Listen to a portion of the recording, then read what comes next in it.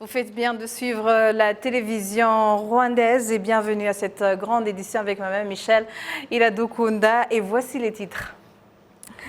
KCB a acheté les parts qu'Atlas Mara détient dans la Banque populaire.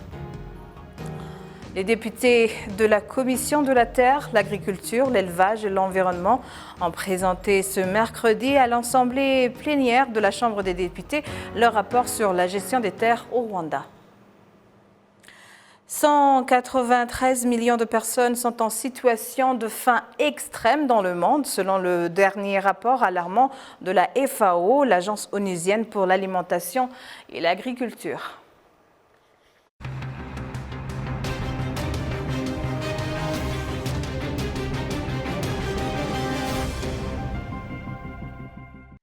Bienvenue encore une fois à ce journal. Après que KCB ait acheté les parts qu'Atlas Mara détient dans la Banque populaire, elles ont été officiellement fusionnées ce mercredi pour former une nouvelle institution bancaire, Banque populaire du Rwanda. Suivez. Le Premier ministre, le docteur Ngirente Edouard, a appelé à ce que cette nouvelle institution bancaire soit le catalyseur d'une augmentation du nombre de bénéficiaires de services financiers qui, en 2020, selon le rapport Finiscope, était à hauteur de 93% de la population adulte au Rwanda, au moment où l'on y trouve beaucoup de ceux qui sont dans la catégorie des bénéficiaires de services financiers informels.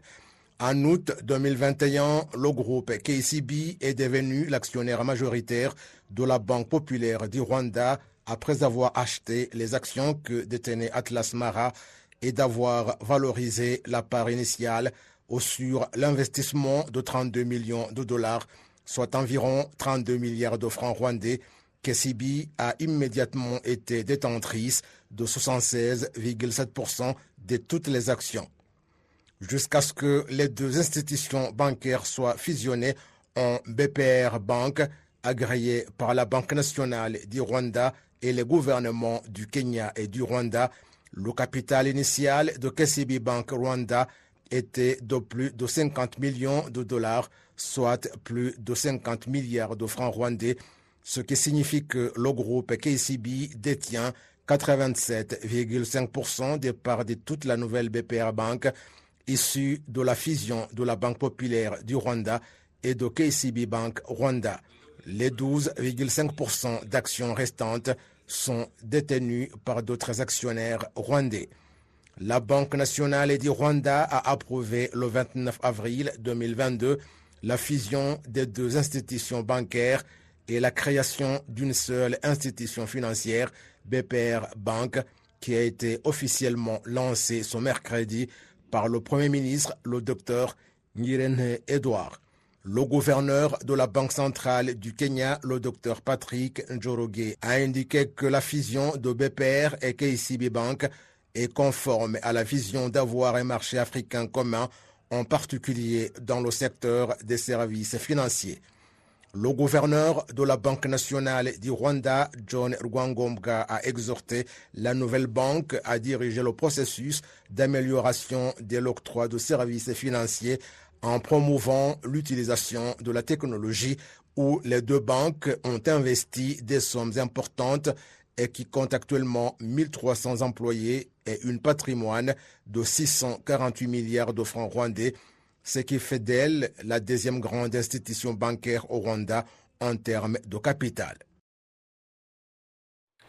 Les députés de la Commission de la Terre, de l'Agriculture, l'Élevage et l'Environnement ont présenté ce mercredi à l'Assemblée plénière de la Chambre des députés leur rapport sur la gestion des terres au Rwanda. Il s'agit d'un rapport qui se concentre sur les questions soulevées lors des 5 jours de descente dans 13 districts, notamment le problème des personnes dont la santé est menacée par les industries voisines qui émettent des gaz polluants et qui souhaitent être déplacés et installés ailleurs. Le problème des terres agricoles enregistrées dans le domaine de l'habitat et dont l'impôt foncier est très élevé et le problème de ceux qui doivent quitter leurs terres et qui tardent d'être remboursés.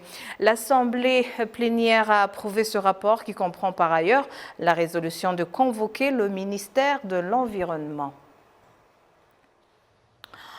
Les sociétés minières en district de Muhanga ont décidé qu'au moins une fois par mois, chacune d'elles organisera des travaux communautaires pour lutter contre l'érosion.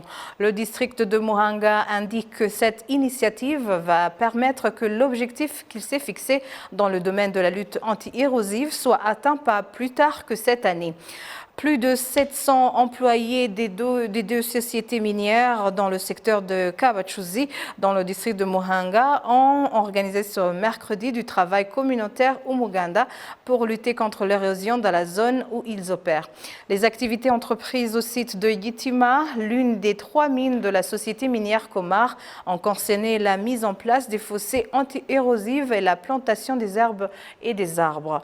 Le district de Muhanga indique que toutes les sociétés minières de la région doivent exécuter ce programme afin d'accroître leur rôle dans le contrôle de l'érosion et la protection de l'environnement en général.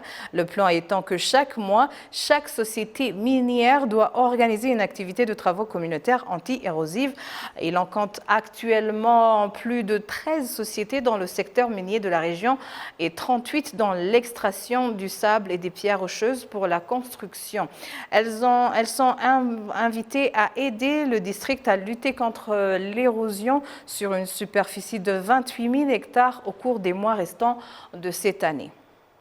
Et c'est ici que prend fin cette édition. Merci de l'avoir suivi. Au nom de toute l'équipe, je vous remercie et bonne poursuite des programmes de la télévision rwandaise.